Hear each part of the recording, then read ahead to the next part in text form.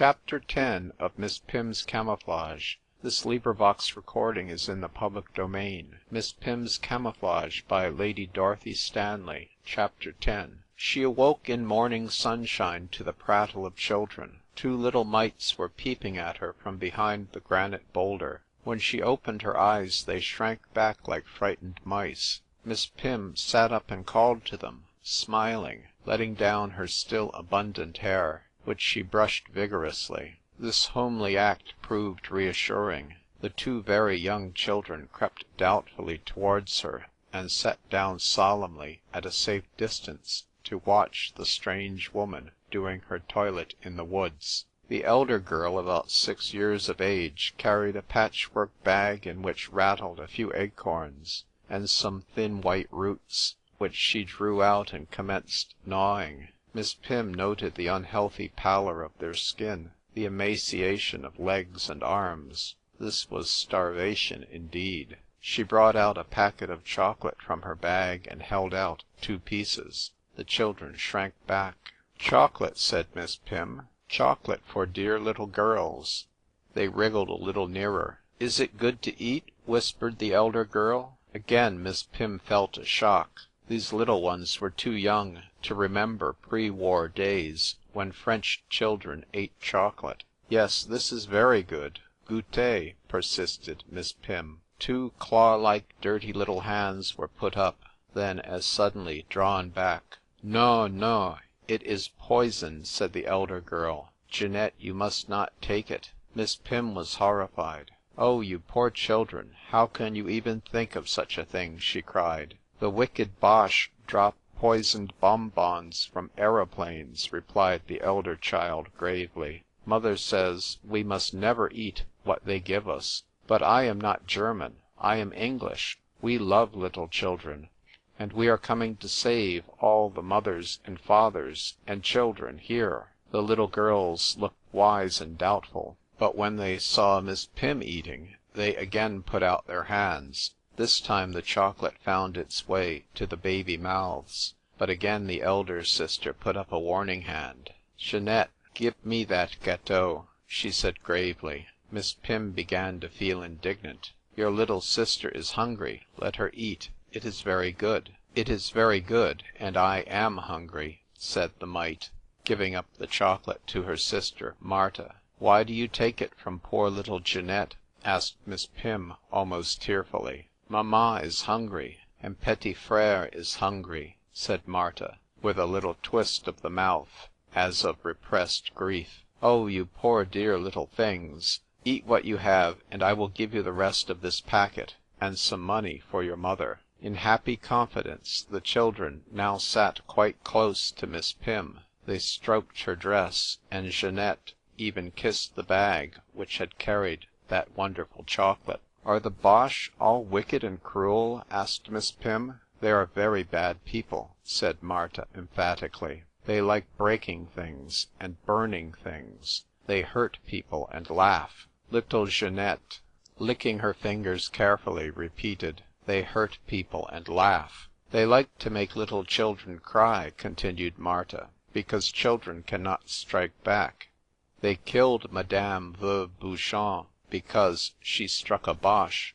Little children cannot strike." "But I could bite," said wee Jeanette, opening her mouth wide and showing her little white teeth. "Petit Henri bit the Boche who killed their dog Azor." "Tais-toi, you mustn't bite the Germans, but run and hide when you see them. They like killing little children. Oh, long ago, when I was young, when they first came here, mother says they killed babies no bigger than Petit Frere. Mother says that is better than taking them away. They have taken away Marie Dupont, a big girl." "And Anne-Marie Dumas," chimed in Jeanette.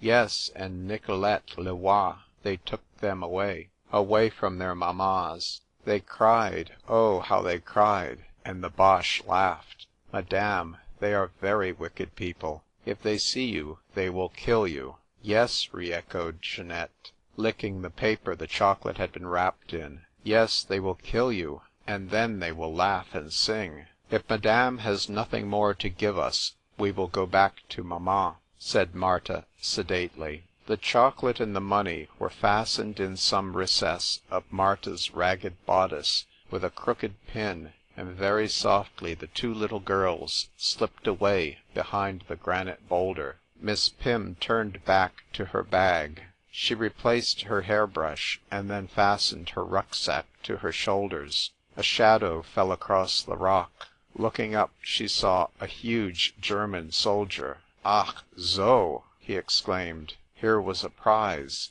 a spy, a woman, unarmed. What a chance for Hans, what a story to tell, perhaps a reward, and perhaps even promotion. He looked at Miss Pym very much as a Bengal tiger would look at a tethered kid, and Perdita for a moment lost her head completely. She looked round. Where could she fly? Would the man shoot? Hans was enjoying himself immensely. He liked to see that hunted, terrified look in a woman's eyes. He did not want to shoot her, though he might bayonet her if she gave trouble. But he much preferred her alive. She was his lawful prey, to drag before his colonel, as a retriever might bring a partridge. Still, there was no reason why he should not get some fun before handing her over. Miss Pym was seated on the ground. The man stood, arms akimbo, leering down at her. He touched her with his big boot.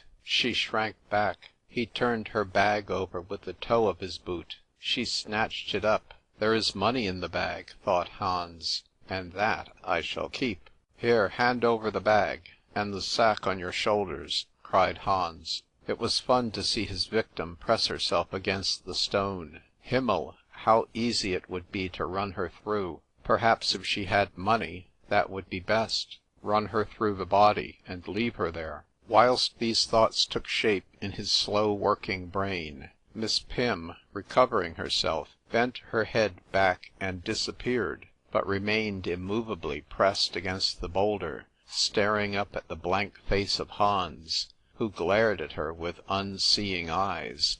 Where she had been was a blur, but his prey, his victim, his fortune had disappeared. He shook himself like a bull. The veins of his throat swelled, and he gave the raucous cry of a baffled brute, dashing round the rock with bayonet fixed. He ran here and there, quite maddened by disappointment. Then he called comrades, and soon 5 or 6 soldiers were beating the wood. Miss Pym rose, and as gently as she could, made her way out of the wood, leaving Monsieur le Cure's large pillow and down quilt under the chestnut tree. When she remembered, she really felt too nervous to return and restore them to their owner. Quickly Miss Pym sped away from the village of Jussy-le-Duc. Her object was to reach Valenciennes, and thence, through Belgium, into Germany. But how she was to get anywhere was the problem. A walking tour through Belgium and Germany was not in the program. It would involve great fatigue and privations, and be valueless from a military point of view. Just at this point, Miss Pym's thoughts were centered on hot coffee. So long as she remained in France and Belgium, food would be difficult to obtain, since she could not bring herself to take so much as a mouthful from the people of the country. It looks as though I must always join the officers' mess, thought Miss Pym with a sigh, and it was at headquarters she must glean information and carry off maps and documents. The sun was now high overhead. The roads were inches deep in dust, for the heavy traffic had quite broken up the metal of the roads. Miss Pym looked anxiously about. The road was so very long, and there was no sign of an inn. At last she came up with a military wagon. The driver had got down to adjust a chain on the wheel, preparatory to a steep descent. Miss Pym caught hold of a rope, and with great difficulty hauled herself into the wagon, which was packed with cases. A good many men lay sleeping on the boxes, and grunted as Miss Pym scrambled over them to an unoccupied corner. There she opened her bag and spread some potted meat on a stale roll. It was not a satisfying meal, and the wagon bumped painfully. but the cover was some protection from the sun, and the food restored her.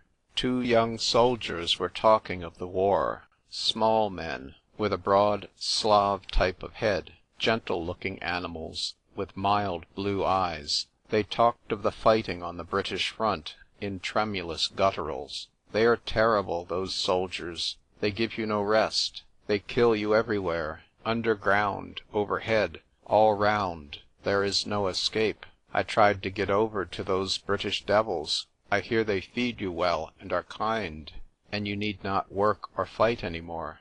Ah, I hope next time to be taken. Some of our boys shot their captain and got across to the British, said the other young soldier. It seems the only thing to do, said the first pensively. Otherwise we are bound to end in the corpse-fat factory. I don't know when I shall marry Lena, he continued. We have been betrothed 3 years or more. Are you betrothed? Yes, to a girl at Charlottenburg. I have not been engaged so long as you.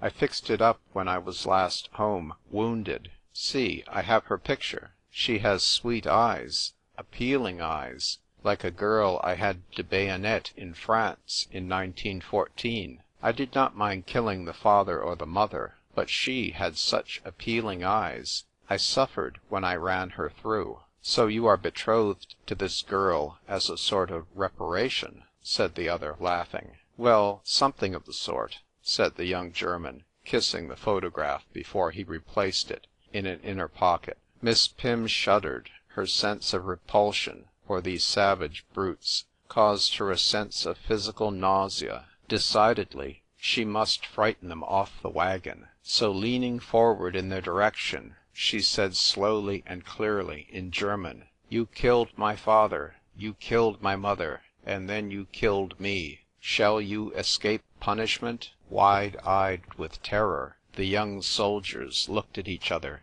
"Did you hear that voice?" "Yes, I heard the girl. It was the girl you killed. She spoke." "And I say no," shouted the other, white as chalk. "It was the bolt on the wheel you heard. You killed my father, you killed my mother, and then you killed me. We had never harmed you. We were helpless," cried Miss Pym, her voice shaking with emotion. The two men waited for no more. Tumbling over their companions, they hurled themselves out onto the road, and the last Miss Pym saw of them was sitting up in the white dust, staring at the receding wagon. End of chapter 10.